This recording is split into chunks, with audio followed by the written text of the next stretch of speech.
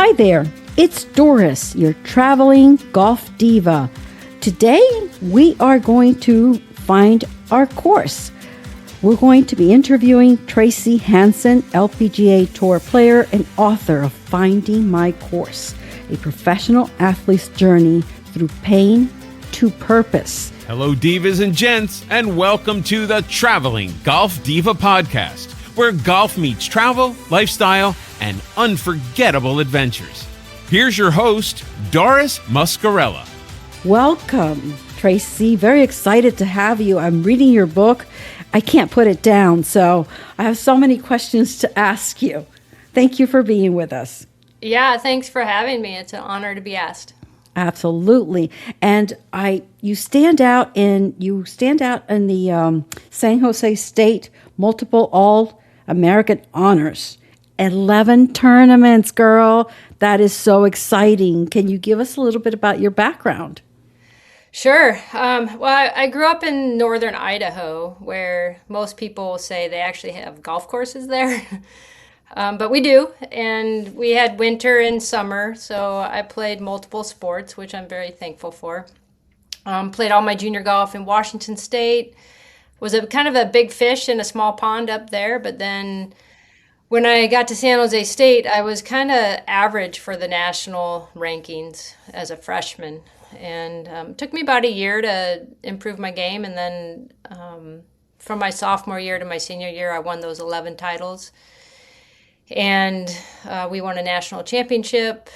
I was able to play on the Curtis Cup team in 1992. Had a lot of great success. And then when I finished college, I turned pro and then went on to my pro career. And you were in other sports, basketball? Basketball was really probably maybe my most loved sport growing up. And then I was able to downhill ski in the winter as well. So you're athletic? I don't know where I got it, but I did. It doesn't matter. You have it. I got some natural athletic ability, which I'm very grateful for. Yes, I wish I had that. I have to tell you, I started to play golf in my late years, in the back nine of my life. I love it, love the game, but I wish I would have been athletic like you, and you have a beautiful history. The book is amazing. It's called Finding My Course. I highly recommend that everybody gets it. It will be on the episode notes for more information about it, and it's got an amazing history. Now, you played 15 seasons on the LPGA Tour, and you earned $1.6 million, girl. Had 10 top finishes and even won the latest European Tour Rookie of the Year. Tell us about that. Yeah, tour life is hard. And when I left San Jose State, I had to have back surgery right after graduation. So I really didn't know how that was going to impact my professional career. Thankfully, because my body was strong, I rehabbed well. But I missed getting on the LPGA Tour that first attempt in 1993. And so I had to find places to play. So I went to Asia for 4 weeks and had a really good run there. I won my first professional event in Indonesia. Oh, wow. And was Order of the Merit winner, so I made the most money for those 4 weeks.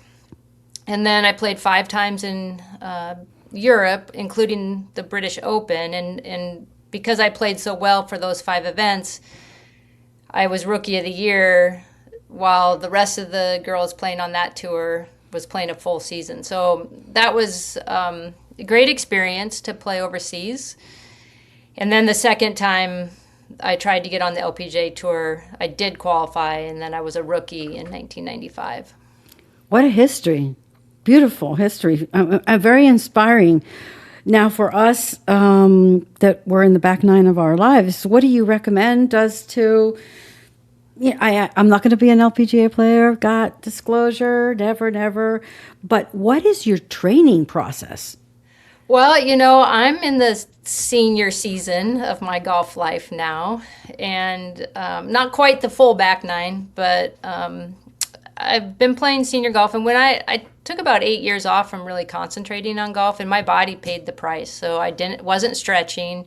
I was still working out, I was running, I was doing all these other athletic things, but I didn't really pay attention to my mobility. So I think in our latter years as we play golf, mobility, functional mobility is really, really important. And that it doesn't have to be hardcore, but you need to be moving your body in functional ways every day. And that will translate to how you are able to swing the golf club. Absolutely. I do sit a lot. Sedentary is awful for golf because sometimes I go out there and I'm like, oh, everything hurts. So I do agree with you. We need to stay fit. We need to exercise on a daily basis. Sometimes it's easier said than done, but you have to put it in there. So I do agree with you now. You have a movement. Tell me about the movement that you have, that you created. Yeah, we'll probably get into some more of the details of this, but after I left the tour, I thought I was fine. I thought I just needed to transition to something else.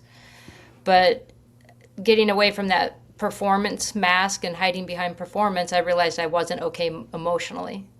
And so I started a counseling journey, a healing journey, to work through parts of my story that I had never talked about before and that were lingering and creating kind of this emotional mental breakdown inside of me. And as I got help, I started to realize that there were points in my story in my college life in my early 20s that I needed interception from other people. And there were some moments where that could have happened, but it didn't happen. And so I created the Tracy Hanson Initiative in order to really provide that safe space or opportunity for young elite athletes to talk about the hardships or the traumas that they've been experiencing coming out of childhood or are currently experiencing as young athletes or elite athletes trying to get on tour or trying to play collegiate golf or just kind of what's next in life. And so through the Tracy Hanson Initiative, I do mentoring and counseling, retreats. I do some speaking, really to talk about trauma, sexual abuse, harm through sports, but also just to provide this safe space where athletes can say, I need help. And I raise money through the nonprofit so that I can provide those services for free. How do you raise funds? Do you have golf tournaments? I do have one Pro-Am event where I use the Epson Tour. And for those who don't know, the Epson Tour is the developmental tour into the LPGA Tour. So those girls are chasing the dream to play on the LPGA. Mm-hmm. And so I spend a lot of time with them during the year because they don't have a lot of resources. And so I bring them in, and every foursome gets to play with a Epson Tour Pro. So that's one of my fundraisers. And a lot of my fundraising is just either one-time donors throughout the year, or I have some monthly donors. I do some other, I've done a couple of different, last year I did a golf trip. So since we're on a golf podcast here, I took 4 guys to Oak Hill in Rochester. Nice. And turned that into a fundraiser, which was really a great time, and brought another professional with me. So each group got to play with a pro. So yeah, I have a good, I'm really blessed. I'm really thankful for the people that support the vision that I have for the work that I'm doing. It's a beautiful vision, I have to say. I was reading about it, and what you're doing is amazing. If anybody in the podcast is interested in donating, how do they contact you, or do they do it through the website? Yeah, the easiest way, if they want to talk to me personally and get more information about what how we use the funds, they can definitely email me off of my website, tracyhanson.com. And then there's also a way to donate right there on the website. Coming from trauma, and trauma is, to me, I have 5 sisters, and we endured trauma. So I started to read the book, and I had to, for a minute, put it down because, you know what, it's just hit home. However, we never talk about it. It's always been taboo. I don't know if individually we've gotten or talked to somebody, a professional, about it, but for you to come out and for you to create an initiative and a movement and a mission and a vision. You're in my deepest regards for doing such a thing, and I would love in any way I can to assist you through the podcast and through, voicing our trauma and healing, because that's the biggest process, is the healing process. And you don't know when and where, but sometimes it just, there's a book called The Body Keeps a Score. I don't know if you've, Bessel van der Kolk. Yes. And I read that and I'm like, this is amazing. We do keep a score, and I've done counseling and all that stuff, but sometimes you get flashbacks of that, and how to cope and how to deal with it is really, really important. We are going to have a giveaway of the book. You have to read it, Divas. It is amazing.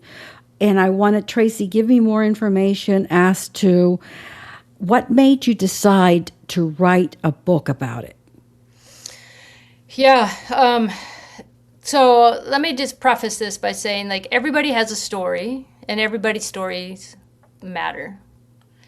And of our age group and older, we came from an era where we didn't talk about whether it's abuse or trauma or hardship. We swallowed it, we silenced ourselves, we moved on with life.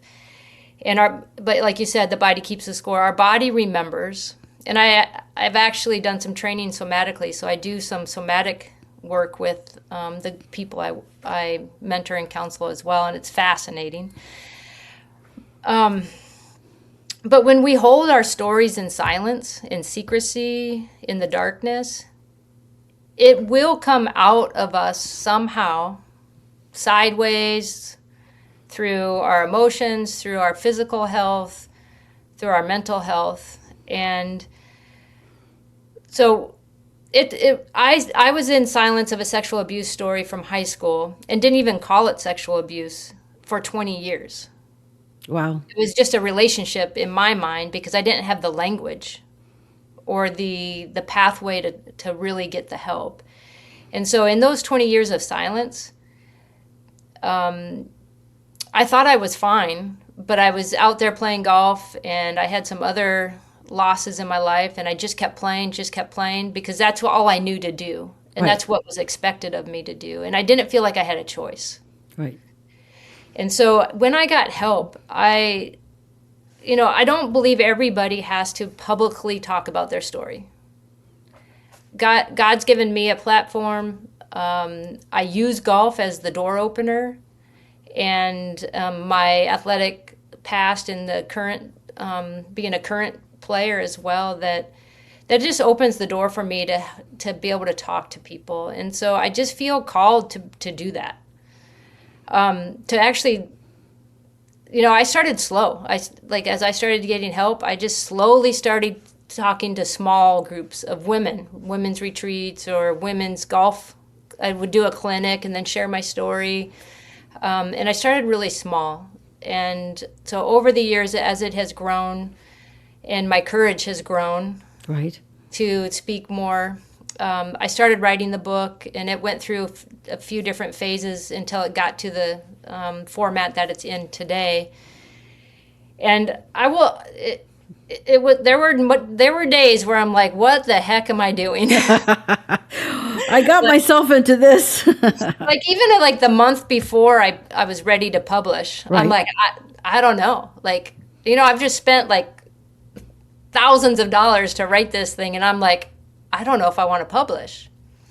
But some things happened in the background of the story that God used as no, the story has to go out. It has to. And if I can help one person here or one person there to make a difference, I'm willing to put myself out there to do that. And you're changing women's lives, those that do not talk. Now, when I went through because like you said, everybody has their story. When I went through my trauma, I called it, I went to my mother. Mm-hmm. And I told my mother, and she says to me, Doris, you make up these stories. That's not true. So I was like, are you serious? But I didn't know any better. I was 15 when the incident happened, and I didn't know any better. So I've dragged that through my entire life. Yeah. And it gets to the point where you start having relationships that the monster starts popping out. And then you have to get help, and then you realize you had a problem. There was something in, like you said, buried for 20 years. So I have to give kudos to you for writing the book, for deciding to be on a mission to helping other women, because you're changing women's lives. Yeah, thank you. And I think it's important to say, too, like I spoke in April of this year, I spoke to a group of women at I did a golf clinic, and then I shared my story at their Bible study. And they were all in their back nine of life, like later in life. And I just very clearly said, ladies, it's never too late. It doesn't matter how old you are.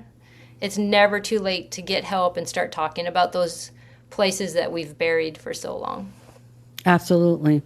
I started watching this show on Paramount Plus called The Madison. And it's with Michelle Pfeiffer and another actor, but Michelle Pfeiffer, her husband passes away, and she has regrets.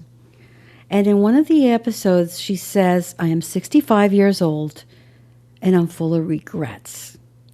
So I thought about that, and I said, you know what?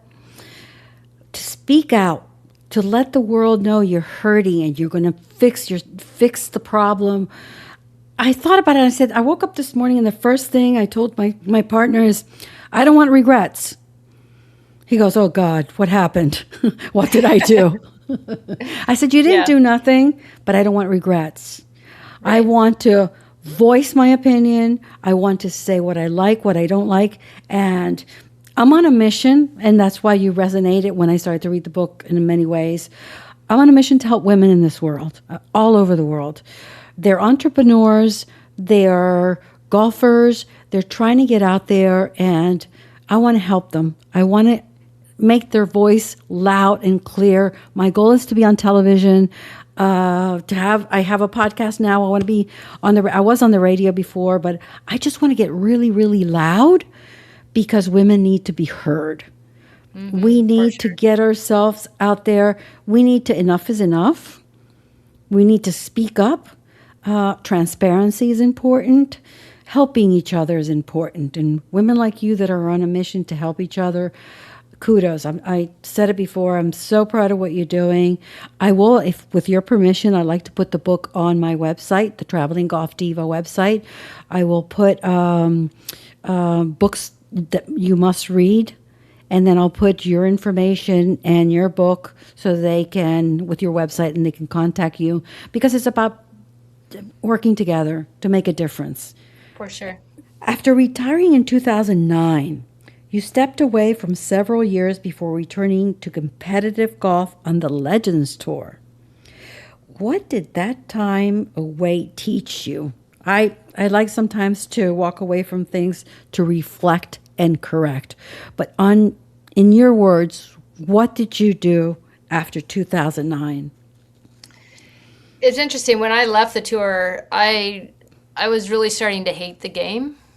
I think not having still the language or the understanding of why I was feeling that way. I just saw all the negative and all the bad that came with golf. And I was working really hard and not seeing the fruit. So it's a very expensive way to make a living if you're not actually earning a living. Correct. Absolutely. So when I left, I actually was never going to play the game again. Really? And I just wanted to do something totally different. So that first couple years, I worked with a neuropsychologist, Dr. Royer, with the brain, doing brain assessments, neurofeedback, learning like HRV breathing. And so I was still helping people, but it was really, and it was still, I got to work with some athletes through that, but I wasn't playing at all. I think I played 5 times those first 3, like a year, those first 3 years that I left the tour. And I think I got paid for 3 of those 5 times to play. I just didn't want to play. But through my counseling, like the second year of my counseling, my counselor looked at me and she said, I think it's about time that you start thinking about golf again. And where does that fit in your life? And I'm like, no, I'm not ready. But slowly I had to entertain that question because I was given a talent to play. Yeah. And I was given this gift of being able to, like, how do I want to use golf in a much bigger purpose, vision than just for me trying to make a living at it. And it took a few more years, and then and so I started playing a little bit, and then that's when kind of the initiative started forming.